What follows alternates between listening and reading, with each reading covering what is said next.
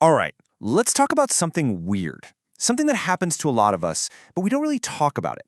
It's that strange, kind of hollow feeling you get right after you've had a super productive day. I mean, you know the feeling, right? You've absolutely crushed your to-do list, the big project is finally done, you've hit inbox zero. You should be popping champagne, but instead of that big rush of satisfaction, it's just nothing. A weird emptiness. It's so confusing, isn't it? Well, today we're going to get to the bottom of exactly why that happens. So, first things first, let's give this feeling a name. We're going to call it the post-productivity void. You know that bizarre anticlimax that hits you right after a moment of peak achievement? I mean, this is the moment we're all chasing, right? That little victory of checking off the last item on the list. It's supposed to be the finish line, that triumphant moment where you get to say, I did it. And yet, the celebration just doesn't come. The feeling of satisfaction is gone in a flash, or maybe it never even shows up. Instead of feeling proud, you're just left with this weird sense of, okay, what now? This emotional puzzle is exactly what we're going to solve. So here's the twist. The answer has nothing to do with how meaningful your work was or if you did a good job. It has everything to do with what's going on inside your brain. So let's take a look at your brain on hyperfocus.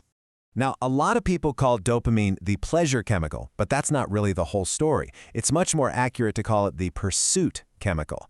It's the little voice in your head that says, hey, that thing, go get it, it's important. It's what fuels your focus and your drive to get to the finish line.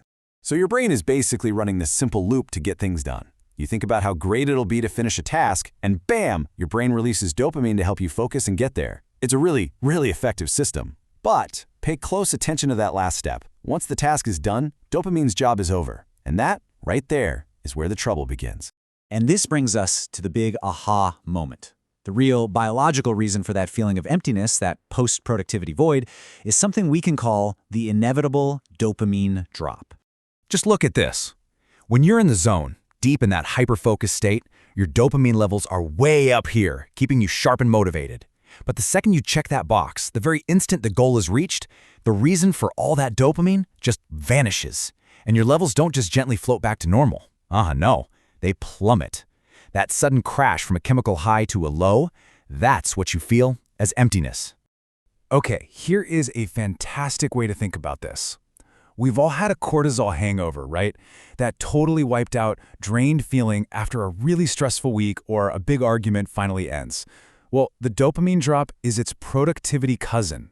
It's not exhaustion from stress, it's a chemical emptiness that comes from the sudden disappearance of that motivation molecule that was just firing on all cylinders.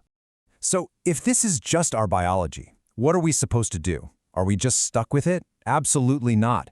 This is the most important part. We have to learn how to see this feeling not as a flaw in our character, but as a really helpful signal from our body.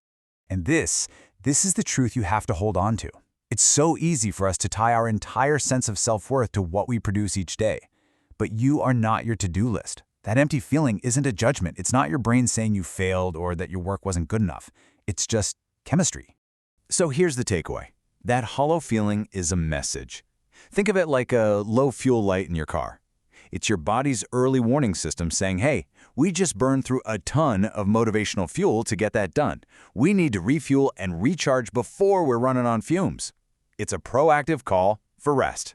And I just want to leave you with this one final thought to chew on. We spend so much time and energy trying to optimize our work and our schedules. But in this relentless race to get more done, what if we're ignoring the one thing that actually makes it all possible? What if the single most important task on your list today isn't on the list at all? What if it's rest?